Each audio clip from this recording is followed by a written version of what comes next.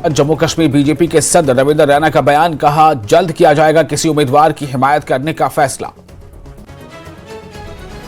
उमर अब्दुल्ला का रविंद्र रैना पर पलटवार, कहा दावों के बावजूद कश्मीर में क्यों छोड़ दिया मैदान, बीजेपी की उधमपुर सीट भी लग रही है खतरे में, ए और बी टीम को हिमायत करने के लिए क्यों हुए मजबूर।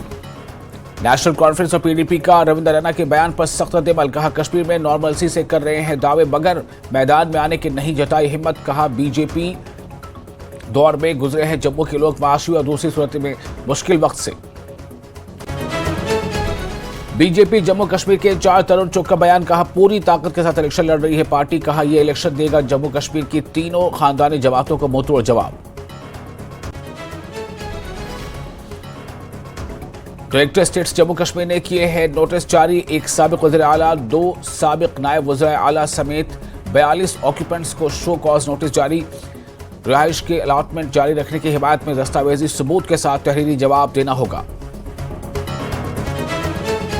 तरक्की याफ्ता हिंदुस्तान का ख्वाब तरक्की याफ्ता कश्मीर के जरिए ही हो सकता है पूरा, मरकजी वजीर हरदीप सिंह पुरी का श्रीनगर में बयान, कहा 2024 के बाद नए तरक्की याफ्ता हिंदुस्तान का एक नया बाब होगा शुरू।